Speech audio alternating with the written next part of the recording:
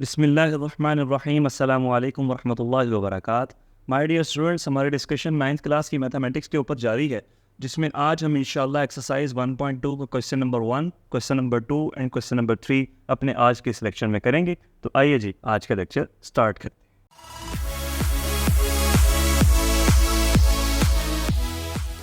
Question number 1 में कहते हैं जी, from the following matrices identify unit matrices, row matrices, column matrices and null matrices. ये चंद एक आपको मैट्रिसेस नजर आ रहे हैं, इसमें से आपने आइडेंटिफाई करना है कि कौन सा मैट्रिक्स यूनिट मैट्रिक्स है, कौन सा मैट्रिक्स रो मैट्रिक्स है, कौन सा कॉलम मैट्रिक्स है और कौन सा नल मैट्रिक्स है। तो सबसे पहले तो इनकी डेफिनेशंस पता होनी चाहिए कि यूनिट मैट्रिक्स क्या होता है, रो मैट्रिक्स क्या होता है, कॉलम मैट्रिक्स क्या होता है एंड नल मैट्रिक्स क्या होता है। ये सारी की सारी टाइप्स ऑफ मैट्रिसेस हैं, हम प्रीवियस लेक्चर में ये सारी की सारी टाइप्स डिस्कस कर चुके हैं, लेकिन मैं फिर भी थोड़ा थोड़ा इसको डिफाइन कर देता हूँ ताकि आपको ये क्वेश्चंस करने में कोई प्रॉब्लम ना हो। कि यूनिट मैट्रिक्स या फिर आइडेंटिटी मैट्रिक्स वो होता है जिसमें डायगोनल एंट्रीज 1 हो और नॉन डायगोनल 0 हो। रो मैट्रिक्स वो होता है जिसमें सिर्फ एक ही रो हो, कॉलम चाहे जितने मर्जी हो। कॉलम मैट्रिक्स वो होता है जिसमें सिर्फ एक ही कॉलम हो, रोज चाहे जितनी मर्जी हो। और नल मैट्रिक्स वो होता है जिसमें जितनी भी एंट्रीज हो वो सारी की सारी जीरो। तो आइए जी क्वेश्चन स्टार्ट करते हैं जी। पहले क्वेश्चन में देखें जी, ए इज इक्वल्स टू 0 0 0 0। अब ऐसा मैट्रिक्स जिसमें जितनी भी एंट्रीज हो वो सारी की सारी अगर जीरो हों तो उसको क्या कहते हैं? Null matrix. तो इसके आगे आपने क्या लिख देना है? Null matrix. बस आपने इतना सा काम करना है जी, सिर्फ मैट्रिक्स को आइडेंटिफाई करना। बी में देखें जी 2 3 4, ऐसा मैट्रिक्स जिसमें सिर्फ एक ही रो हो उसको क्या कहते हैं? Row matrix. नेक्स्ट आ जाते हैं जी सी पर। सी इक्वल्स टू 4 0 6, ऐसा मैट्रिक्स जिसमें सिर्फ एक ही कॉलम हो उसको क्या कहते हैं? Column matrix. इजी से क्वेश्चन आएंगे। उसके बाद डी में देखें जी, डी में जी 1 0 0 1, ऐसा मैट्रिक्स जिसमें आपकी डायगोनल एंट्रीज क्या हो? 1 हो और नॉन डायगोनल एंट्रीज 0 हो। ऐसे मैट्रिक्स को हम क्या कहते हैं? Unit matrix. और इसका दूसरा नाम है आइडेंटिटी मैट्रिक्स। तो यहाँ पर उन्होंने यूनिट मैट्रिक्स लिखा हुआ है, तो इस वजह से हम लोग भी यूनिट मैट्रिक्स। उसके बाद ई पर आ जाए जी। ई में देखें जी एक ही एंट्री है और वो है 0। तो ऐसा मैट्रिक्स जिसमें जितनी भी एंट्रीज हों वो सारी की सारी 0 हों तो उसको क्या कहते हैं? Null matrix. तो इसके आगे आप क्या लिख देंगे जी? Null matrix. यहाँ पर एक क्वेश्चन का आंसर आप लोगों ने मुझे देना है प्यारे बच्चों।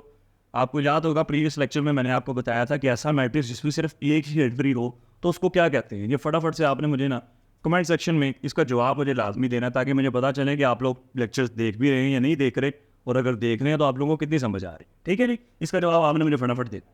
उसके बाद जी एफ मैट्रिक्स देखते हैं। एफ में लिखा हुआ जी 5 6 7, ऐसा मैट्रिक्स जिसमें सिर्फ एक ही कॉलम हो उसको क्या कहते हैं? Column matrix. ठीक है जी, ये था जी आपका क्वेश्चन नंबर 1। क्वेश्चन नंबर 2 का आगाज करते हैं जी। क्वेश्चन नंबर 2 में कहता है from the following matrices identify. इसमें से भी आपने आइडेंटिफाई करना है कि कौन सा मैट्रिक्स स्क्वायर है, rectangular, row, column, identity and null matrix. तो सबसे पहले तो इनका पता होना चाहिए। स्क्वायर मैट्रिक्स क्या होता है? जिसमें रोज एंड कॉलम्स की तादाद बराबर हो। रेक्टेंगुलर मैट्रिक्स वो होता है जिसमें रोज एंड कॉलम्स की तादाद बराबर ना हो। रो मैट्रिक्स वो होता है जिसमें एक ही रो हो। कॉलम मैट्रिक्स वो होता है जिसमें एक ही कॉलम हो। आइडेंटिटी मैट्रिक्स वो होता है जिसमें डायगोनल एंट्रीज 1 हो और नॉन डायगोनल 0 हो।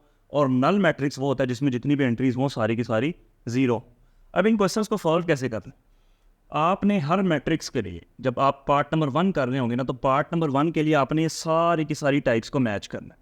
फिर पार्ट नंबर 2 के लिए सारी की सारी टाइप्स देखनी है। फिर पार्ट नंबर 3 के लिए सारी की सारी टाइप्स देखनी है। इसकी वजह क्या है?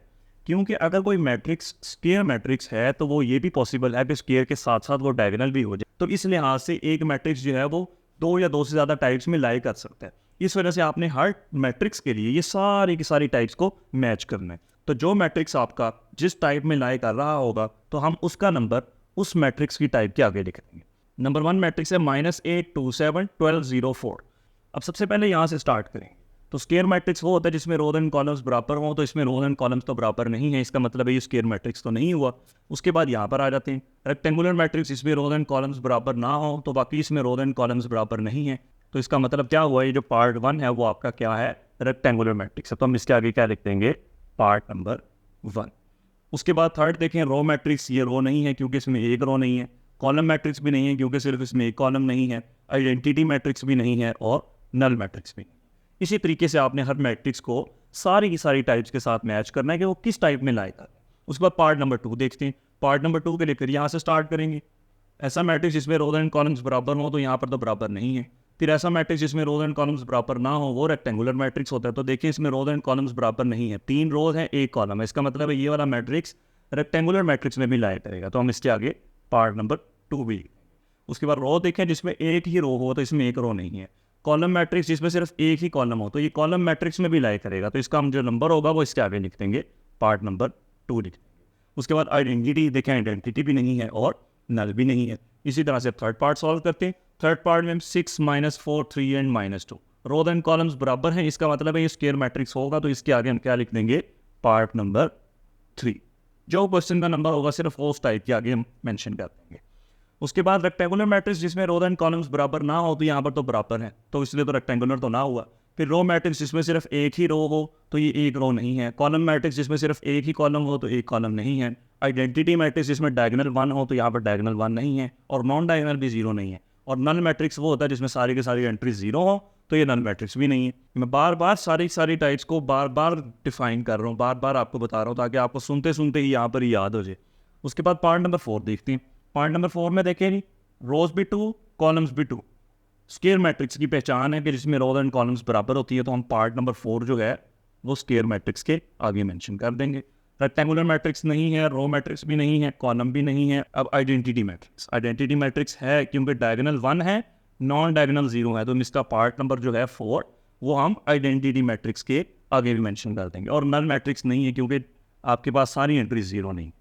पार्ट नंबर 5 में देखें तो रोज एंड कॉलम्स बराबर नहीं है तो स्क्वायर तो ना हुआ, फिर ये कौन सा होगा, रेक्टेंगुलर। तो पार्ट नंबर 5 हम इसके आगे भी मेंशन कर देंगे, ये आ गया जी इसके आगे पार्ट नंबर 5।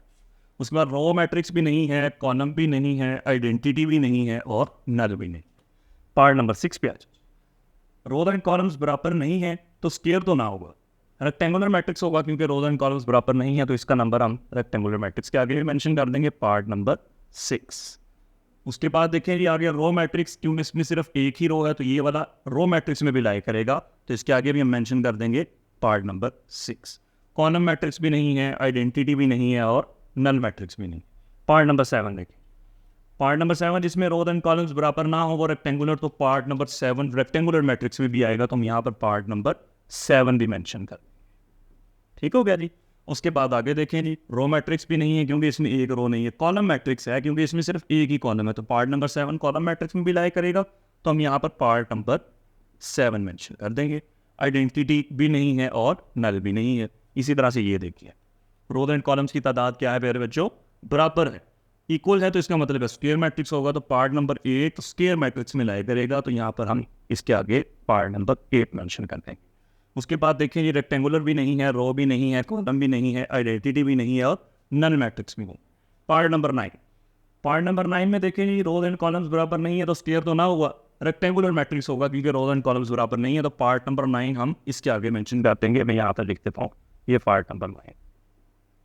उसके बाद रो भी नहीं है, कॉलम भी नहीं है, आइडेंटिटी भी नहीं है और नल मैट्रिक्स है क्योंकि जितनी भी एंट्रीज हैं वो सारी की सारी 0 हैं तो पार्ट नंबर 9 आपका नल मैट्रिक्स में भी लाए।